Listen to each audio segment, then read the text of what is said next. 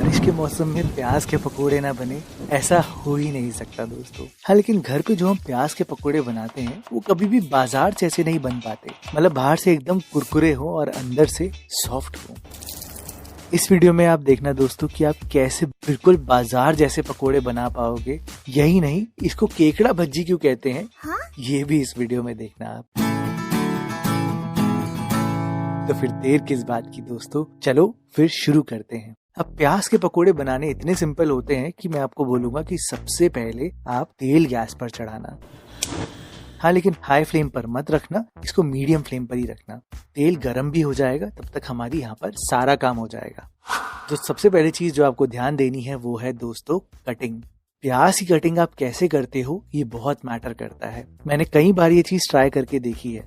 सबसे पहले तो आप प्याज को आधा काटना और इसका रूट जरूर निकालना। अब आप देखो ध्यान से, प्याज में ऐसे लाइंस जारी होती है, ये मेम्ब्रेन है प्याज का। क्या है कि अगर हम इस लाइन के अक्रॉस काटेंगे, ऐसे काटेंगे, तो प्याज अपना स्ट्रक्चर होल्ड करता है। अगर आप प्याज को ऐसे घुमाकर लेंथ वाइज काटोगे तो प्याज ज्यादा स्वीटर होता है और अपना स्ट्रक्चर भी लूज करेगा, यानी कि पानी को रिलीज भी करेगा। और तब आप देखना आपके प्याज लंबे लंबे लच्छे भी होंगे और स्वाद भी काफी अलग आएगा। ध्यान रहे, इनको बहुत मोटा मत काटना, थोड़ा पतला ही रखना, बिल्कुल ऐसे। अब प्याज में आपने 2 मिनट के लिए नमक लगा के रखना है। मैं यहाँ पर कश्मीरी लाल मिर्च भी डाल देता हूँ ताकि रंग भी आ जाए प्याज में। आप यहाँ पर नमक को अच्छे से मिलाना और आप इसको सिर्फ 2 मिनट छोड़ोगे ना, आप देखना प्याज एकदम ढल जाएंगे। ये देखो आप, विदिन 2 मिनट्स ये सारा काम हो जाता है दोस्तों। और इतनी देर में आप यहाँ पर सारी कटिंग चॉपिंग कर सकते हो। मैंने यहाँ पर हरी मिर्चें ली है 3, उनको फाइनली चॉप कर दिया है। एकदम ताजा धनिया, इसको भी एकदम फाइनली चॉप करना।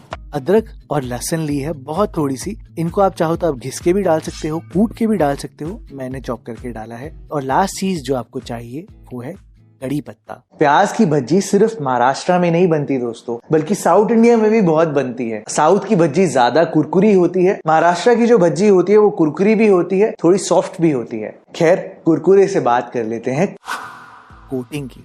अब आप देखो, 2 मिनट में प्याज बिल्कुल ऐसे ढल जाते हैं, अपना स्ट्रक्चर बिल्कुल भी होल्ड नहीं करते। यही अगर आप इनको विद द ग्रेन काटते तो प्याज अपना स्ट्रक्चर हल्का सा होल्ड करते। मैं आपको ये सजेशन दूंगा कि इस स्टेप पर थोड़ा निचोड़ कर प्याज से पानी निकाल देना। अगर आप यहाँ पर प्याज से पानी निकालोगे तो आपको एक्स्ट्रा पानी डालने की जरूरत नहीं पड़ेगी और आप खुद देखना आपके पकोड़े बिल्कुल आपके कंट्रोल में होंगे। बाजार में भी ऐसा ही करा जाता है। मैंने यहाँ पर फ्लेवरिंग्स को डिवाइड करके रखा हुआ है। तो सबसे पहले कटा हुआ लहसुन, अदरक, हरी मिर्चे, धनिया और करी पत्ता डालना, इसे अच्छे से मिलाना। खड़े मसालों में मैंने यहाँ पर 1 चम्मच जीरा डाला है, आधा चम्मच अजवाइन, 1 टेबलस्पून भर कर धनिया के दाने, इनको क्रश करके डाला है, और थोड़ी सी हींग, इसको भी अच्छे से मिलाना। और अब इसे मसालों में आपने थोड़ी सी हल्दी डालनी है और थोड़ा सा लाल मिर्च पाउडर। बस फ्रेश चीजें डालना दोस्तों, तभी स्वाद एकदम बढ़िया आएगा। ज्यादा मसाले डालने की आपको कोई जरूरत नहीं है। अब ये देखो, अब ये स्टेप कोटिंग की हम बात कर रहे थे, तो याद रखना कि यहाँ पर अब आपको आटा लगाना है, बिल्कुल जैसे आटा हम मलते हैं ना, प्याज बिल्कुल वैसे करने हैं। सबसे पहले हर स्ट्रीट स्टाइल फूड का सीक्रेट है चावल का आटा यूज करना। आप यहाँ पर पहले चावल का आटा लगाना, क्योंकि अगर आप बेसन डायरेक्टली डालते हो तो वो ग्लू जैसा सा हो जाएगा, आपके जो पकोड़े हैं वो कम क्रिस्पी बनेंगे। पहले चावल का आटा लगाने से ये पहले फूलेगा और क्रिस्पीनेस ज्यादा देगा। मैंने यहाँ पर 1 कप तक बेसन डाला है और धीरे धीरे करके बेसन को मिलाया है, ये नहीं कि सारा एक साथ डाल दिया। आपने बेसन को मिलाना ऐसे है जैसे कि आटा लगाते हैं ना, बस अपनी फिंगर से लगाना। फिंगर से पहले पहले आप मिलाना। जब एक बार ये जुड़ने लग जाए और आपका सारा बेसन डल जाए तो बिल्कुल जैसे आटा मलते हैं ना, बिल्कुल वैसे करना। मुझे पता है आपने ये चीज नहीं देखी है, लेकिन ये बहुत इंपॉर्टेंट है ताकि हमारा जो केकड़े वाली शेप है वो एकदम परफेक्ट आए। हम शेप की बात कर रहे हैं तो शेप देते कैसे हैं?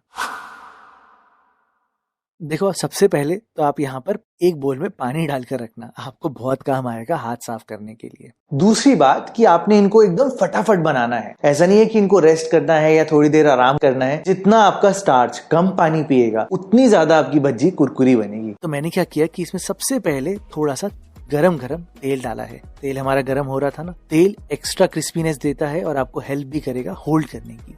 तरीका ये है कि आप अपनी सिर्फ फिंगर्स का यूज करना शेप देने के लिए। आपको इसको घुमाना नहीं है, आपको इसको गोल नहीं करना, सिर्फ अपनी फिंगर्स से थोड़ा सा लेना है और इसको डायरेक्टली ड्रॉप कर देना है।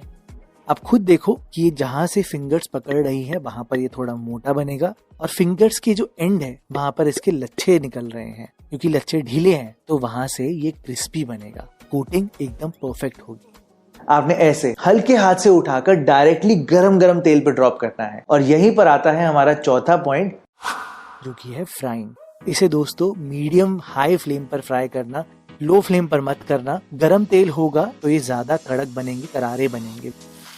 वैसे भी इसमें ज्यादा पानी नहीं है बेसन में, तो जब आप इसको गरम तेल में डालोगे ये ऑटोमेटिकली जल्दी पकेंगे। आप देखो मैं डायरेक्टली अपनी फिंगर से ही डाल रहा हूँ, उंगली से उठाया, अंगूठे से ड्रॉप कर दिया और जब ये सेट हुए तो आप खुद देख सकते हो इसके कैसे लच्छे बनकर आ गए।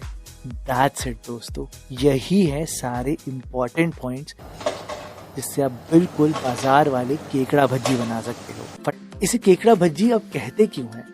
अब ये देखो इसकी शेप, बॉटम से ये थोड़ा सा राउंडेड है, एक पकोड़े जैसे, लेकिन ऊपर इसके क्लॉज निकले हुए हैं बिल्कुल एक केकड़े की तरह, और तभी महाराष्ट्र में इसे केकड़ा भज्जी कहा जाता है। ऊपर से एकदम क्रिस्पी और अंदर से सॉफ्ट। बारिश के मौसम में चाय के साथ ऐसे पकोड़े मिल जाए ना, सच में दोस्तों मजा ही आ जाए। आप बनाकर देखना, एकदम परफेक्ट रिजल्ट आएगा हमेशा।